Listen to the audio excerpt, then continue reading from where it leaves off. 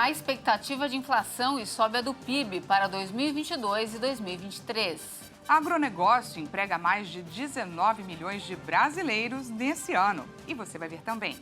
Cerca de 700 mil brasileiros vão poder votar no exterior. Liz Truss é eleita a primeira-ministra do Reino Unido e se torna a terceira mulher no cargo. Polícia do Canadá procura por 2 suspeitos dos ataques com facas que mataram 10 pessoas.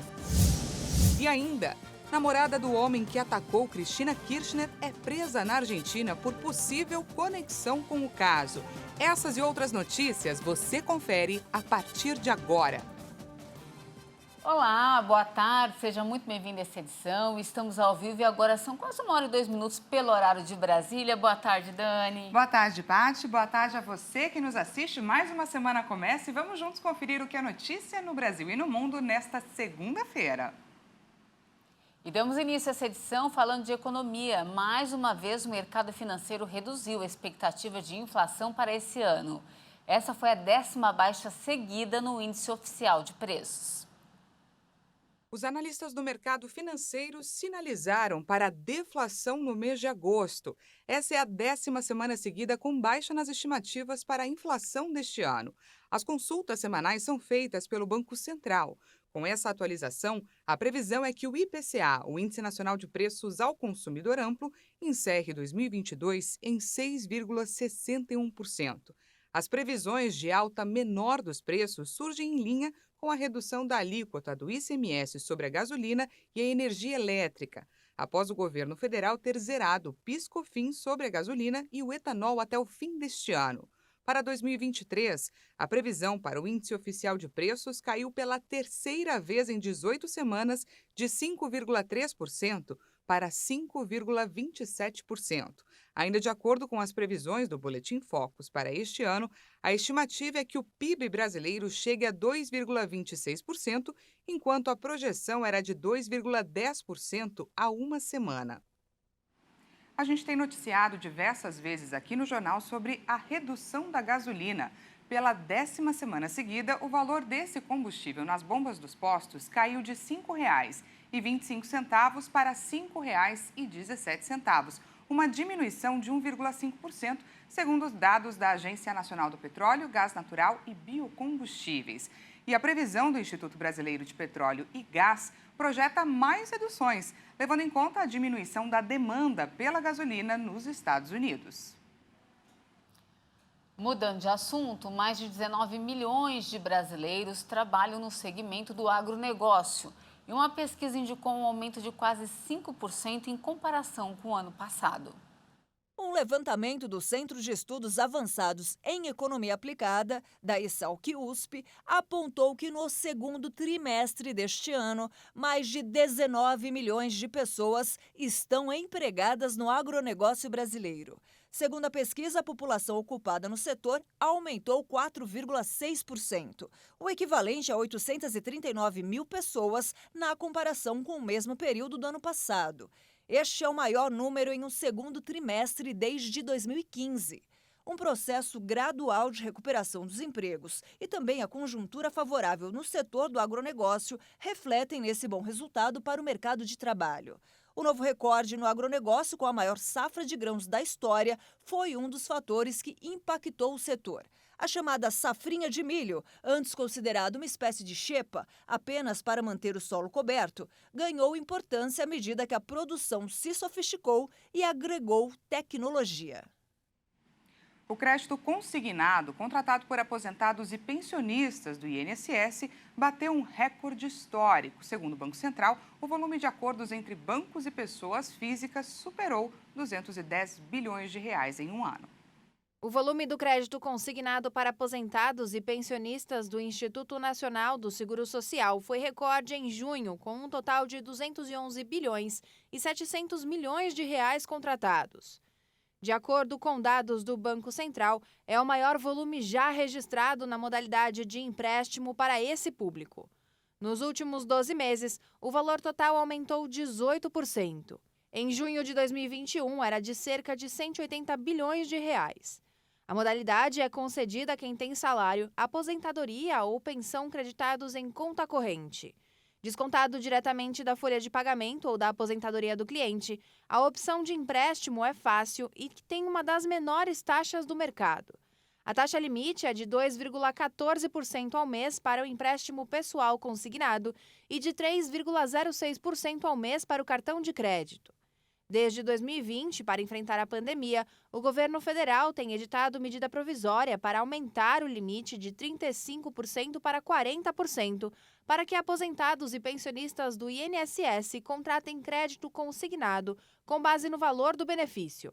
A medida permite comprometer até 45% da renda com um empréstimo.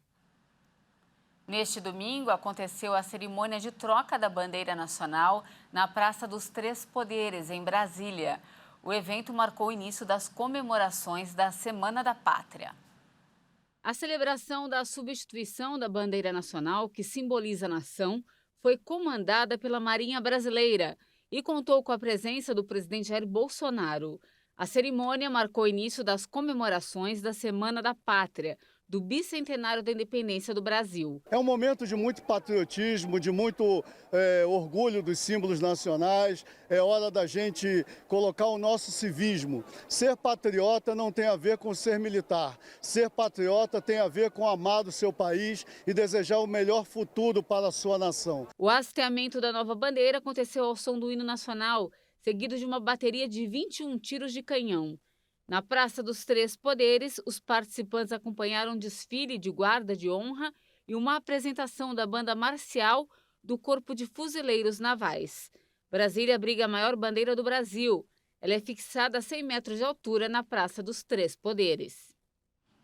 E vamos falar um pouquinho de eleições. Quase 700 mil brasileiros que vivem no exterior vão poder votar para presidente nessas eleições. A votação acontece em 181 cidades espalhadas pelo mundo. Os eleitores poderão votar para os cargos de presidente e vice-presidente da República. O número representa um aumento de 39,21% em relação a 2018, quando foram realizadas as últimas eleições gerais. De Xangai, na China, a Nova York, nos Estados Unidos, o pleito deve ser realizado em 181 cidades estrangeiras. O plenário do Tribunal Superior Eleitoral autorizou a instalação de postos de votação fora da sede das embaixadas e repartições consulares em 21 países. A decisão atendeu a um pedido feito pelo Ministério das Relações Exteriores, que apontou a necessidade de criação de novas sessões eleitorais para atender o índice crescente de eleitores que não votam no Brasil. Os brasileiros maiores de idade que residem no exterior devem cumprir as obrigações eleitorais e votar ao menos para escolher as candidaturas à presidência e à vice-presidência. O voto é facultativo para menores de 18 anos, maiores de 70 e pessoas analfabetas. Mas quem optar por manter o domicílio eleitoral em município brasileiro continua obrigado a votar em todas as eleições e fica necessário justificar a ausência às urnas enquanto estiver fora do país. Agora vamos falar do tempo. O final de semana foi marcado por chuva e tempo instável em diversas regiões do país. E a previsão é de que as chuvas continuem em algumas cidades, pelo menos até o feriado do dia 7 de setembro. Então vamos conferir como está o tempo nesta segunda-feira em algumas capitais?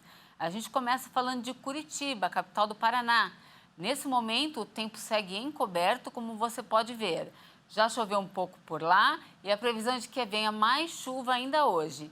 Nesse momento, Curitiba registra apenas 13 graus. Agora vamos para Florianópolis. Olha só, por lá o tempo também está bem fechado. Chove nesse momento em algumas áreas da cidade. Tem previsão de mais chuva durante a noite.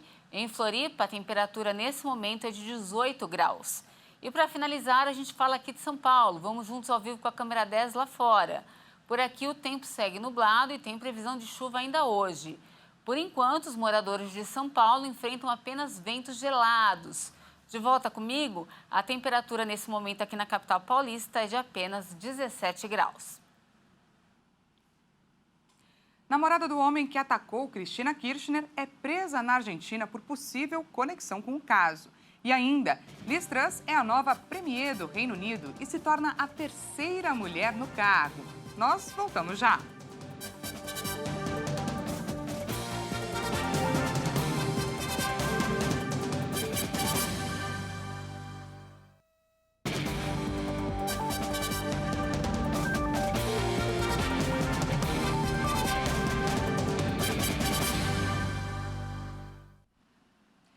Estamos de volta ao vivo. Seja bem-vindo mais uma vez. Agora 1h13 pelo horário de Brasília e voltamos com destaque internacional.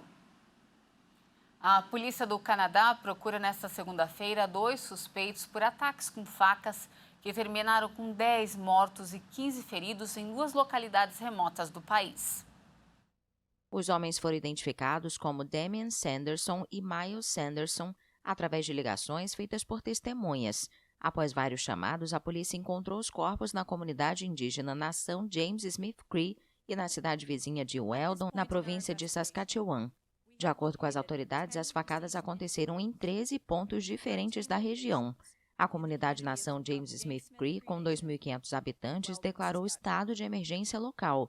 Já os moradores de Saskatchewan receberam a recomendação de permanecer em casa. As motivações dos ataques ainda são desconhecidas. A Rússia culpou os políticos europeus pelo fechamento do gasoduto Nord Stream 1 no final de semana. Por conta da interrupção, os preços do gás na Europa dispararam cerca de 30% nesta segunda-feira. De acordo com o Kremlin, os termos de contrato de reparo do gasoduto foram violados e as sanções ao país impediram a manutenção pela Gazprom. No final de semana, a empresa havia anunciado o fechamento por tempo indeterminado do gasoduto Nord Stream 1, que fornece gás para a Europa através da Alemanha. A notícia gerou preocupação no continente, que esperava a reabertura do gasoduto após uma interrupção programada de 3 dias. Depois do anúncio, os preços do gás na Europa dispararam e aumentaram cerca de 30% nesta segunda-feira. A escalada de preços deste ano apertou os consumidores e forçou algumas indústrias da Europa a interromperem ou reduzirem a sua produção. Os ministros de energia dos países da União Europeia devem se reunir nos próximos dias para discutir opções para conter a alta dos preços, incluindo tetos de preços de gás e linhas de crédito de emergência para participantes do mercado de energia no continente. Bom, e agora a gente fala sobre os desdobramentos do atentado à vice-presidente da Argentina, Cristina Kirchner. Essas são imagens do canal de televisão argentino Todo Notícias, que mostram o momento em que a Polícia Federal prende na estação de trem de Palermo Brenda Uliarte, que é namorada de Fernando Sabag Montiel, o acusado pelo atentado contra Cristina Kirchner na quinta-feira passada. A justiça investiga se ela teve participação no crime. Segundo o jornal Clarín, apesar da namorada ter dito que não via Montiel há 2 dias, imagens de câmeras de segurança mostram o casal juntos no transporte público no dia do ataque. E nesse final de semana, durante uma força-tarefa para desbloquear o celular de Fernando Sabag Montiel, o aparelho foi resetado, ou seja, voltou às configurações originais de fábrica e perdeu os dados armazenados ali. Vamos relembrar o caso rapidamente? Fernando Sabag Montiel tentou assassinar a vice-presidente argentina na última quinta-feira, quando ela chegava em sua casa. O atirador de 35 anos apontou uma pistola para o rosto dela, mas a arma não disparou.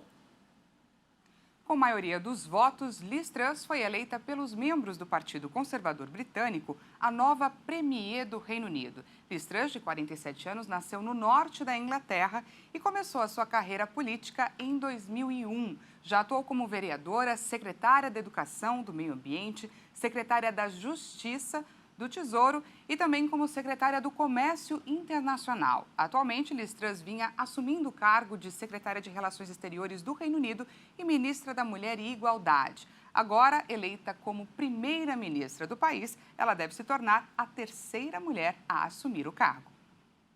Ela recebeu 81.326 votos contra pouco mais de 60 mil para o ex-ministro das Finanças Rishi Sunak, um bilionário ex-executivo do setor bancário e neto de imigrantes indianos. A admiradora confessa de Margaret Thatcher, cujas políticas neoliberais ela planeja emular, Truss vai ser a 3ª mulher a comandar o governo britânico.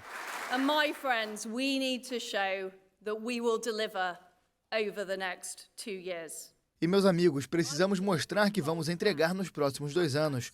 Vou entregar um plano corajoso para cortar taxas e crescer a economia. Vou entregar na crise energética, lidando com as contas de energia do povo, mas também nos problemas de longo prazo que temos no fornecimento.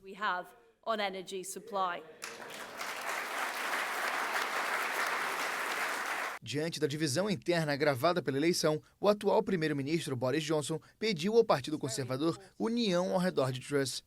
A disputa pela liderança começou quando Johnson foi pressionado pelo próprio partido a renunciar ao cargo pelas polêmicas, principalmente em relação a festas na residência oficial em meio ao período de confinamento. O voto dos afiliados por correio e pela internet foi concluído na sexta-feira, depois de 8 semanas de campanha. Apesar disso, o resultado não é necessariamente representativo dos desejos dos 67 milhões de britânicos. Uma pesquisa do Instituto YouGov mostrou que 52% dos entrevistados consideravam que ela seria uma premier ruim ou péssima. O Reino Unido sofre os efeitos de uma inflação de 10%, o maior nível em 40 anos, alimentada por uma escalada de preços da energia induzida pela invasão russa da Ucrânia. A mudança oficial no cargo vai acontecer oficialmente na terça-feira, quando Johnson vai pronunciar o discurso de despedida e vai entregar a renúncia formal à rainha. E hoje é segunda-feira, hoje é o nosso dia de falar de esporte, não é, Paty? Isso mesmo, Dani. E quem traz as informações para a gente hoje é a nossa repórter Bruna de Jaimo. Boa tarde, meninas. Boa tarde a vocês que nos assistem aí de casa. É isso mesmo, eu sou a Bruna de Jaimo e vou trazer as principais notícias do esporte para vocês. A gente vai começar falando sobre o GP da Holanda que aconteceu nesse final de semana. O ganhador foi o holandês Max Verstappen. A corrida foi mais agitada do que se esperava. Todos aguardavam uma vitória fácil da Red Bull, mas a Mercedes de George Russell conseguiu ameaçar a Red Bull em alguns pontos da corrida. Mesmo assim, Verstappen, que é atual campeão mundial e líder do campeonato, venceu. E pela primeira vez no ano, ele conseguiu os impressionantes 100 pontos a mais que o segundo colocado, Charles Leclerc. E falando agora de futebol, aconteceu também este fim de semana a 25ª rodada do Campeonato Brasileiro. O Alviverde jogou com o time reserva e buscou o empate com o Red Bull em Bragança. O Massa Bruta abriu 2-0 na primeira etapa, com Luan Cândido e Arthur. Mas no segundo tempo cedeu o empate com um gol contra do goleiro Cleiton e o gol do Miguel Merentiel. No Maracanã, o Flamengo empatou com o Ceará. O Jô marcou para o time cearense e o Gabigol empatou para o Flamengo. Assim, o time carioca não aproveitou o tropeço do Palmeiras e continua nos mesmos 7 pontos atrás do líder. Quem também não aproveitou muito bem o deslize do Palmeiras foi o Corinthians. O terceiro colocado recebeu o Internacional em Itaquera. O time gaúcho abriu o placar com o alemão logo no primeiro minuto de jogo, mas viu o time da casa virar ainda no primeiro tempo com o Balbuena e Yuri Alberto. Na segunda etapa, Alan Patrick marcou um belo gol e fez o Colorado levar 1 ponto para Porto Alegre.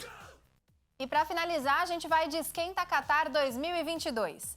O papo de hoje é sobre a Copa de 1966, que aconteceu lá na Inglaterra. O Mundial foi marcado pela polêmica e pelo primeiro e único título daqueles que criaram o futebol, que chega até a ser irônico. A qualidade técnica da competição não foi das melhores e mesmo campeã, a seleção inglesa não deu show de futebol, apesar de ter grandes jogadores como o goleiro Gordon Banks, o zagueiro Bobby Moore e o meia Bob Shelton. O inglês ainda teve uma mãozinha da arbitragem aí nas quartas de final contra a Argentina e na decisão contra a Alemanha Ocidental. Uma das sensações do torneio foi Portugal, que estreou em mundiais além do seu líder, o artilheiro Eusébio, com 9 gols. Já o Brasil decepcionou. Ganhou apenas na estreia por 2-0 da Bulgária e foi eliminado ainda na primeira fase, após 2 derrotas por 3-1 para a Hungria e Portugal. Agora faltam 76 dias para a Copa do Mundo do Catar e nós, brasileiros, esperamos o Hexa. Daniela Patrícia, essas são as notícias do esporte de hoje e eu passo a bola para vocês. E esperamos o Hexa, sim. Muito obrigada, Bruna, pelas informações. E eu passo a bola agora para a Paty. É isso aí. Para ser tudo perfeito nas comemorações dos 200 anos de independência do Brasil, o fim de semana em Brasília foi de muito trabalho. Os participantes fizeram os últimos acertos e ensaios para o tradicional desfile de 7 de setembro. Brasília já está em clima de comemoração. Tudo verde e amarelo para o dia 7 de setembro. As arquibancadas estão montadas e tudo foi organizado para o público e as autoridades participarem das festividades. Para que tudo saia conforme o planejado, o fim de semana foi de ensaios para o grande dia, que esse ano marca os 2 séculos de independência do Brasil. Moradores e turistas também puderam acompanhar os preparativos para a festa. É uma semana muito especial, né? A gente tá doido para vir aqui no dia 7 de setembro, mas a gente não sabe se vai ser tão tranquilo, né? Então a gente aproveitou o ensaio para ver algumas coisas, né? E tá mais perto, de repente, do que no próprio dia. Como parte do treinamento, tropas do Exército percorreram o lado norte do eixo monumental na Esplanada dos Ministérios. Acertaram a sincronia dos movimentos e até a pirâmide humana deu sua volta para reforçar o equilíbrio. Os militares vão fazer a diferença nesta quarta-feira. O Brasil merece comemorar os 200 anos, são 200 anos de história, 200 anos de um país vencedor, né, de um país soberano, que tem a sua integridade territorial mantida. Né, então é um grande orgulho para nós vivenciar esse momento histórico. E ainda devem acontecer nesta terça-feira os ensaios dos desfiles aéreos. No dia 6 já dá para ver um ensaio que vai ocorrer da parte aérea, mas no dia 7, com certeza, a Força Aérea Brasileira e as demais forças estarão prontas para fazer um ensaio aqui digno de 200 anos de independência do Brasil. Semana da Pátria, a Igreja Internacional da Graça de Deus conta com uma programação especial, não é, Paty? Verdade, Dani. No dia em que o Brasil comemora 200 anos de independência, teremos cultos especiais com clamor pela família brasileira. No dia 7 de setembro, você tem um encontro marcado com o pastor Jaime de Amorim. Anota aí, os cultos acontecerão às 9 da manhã, 2 ou 6 horas da tarde na Igreja da Graça, na Avenida São João, no número 791, no centro de São Paulo. E atenção, para quem não puder comparecer aqui na sede, os cultos também serão transmitidos pelas mídias sociais do pastor Jaime de Amorim, no YouTube e na sua página no Instagram. Não temos mais tempo, essa edição fica por aqui. Muito obrigada pela sua companhia, uma ótima tarde para você e até mais. Uma ótima segunda-feira para você e até mais.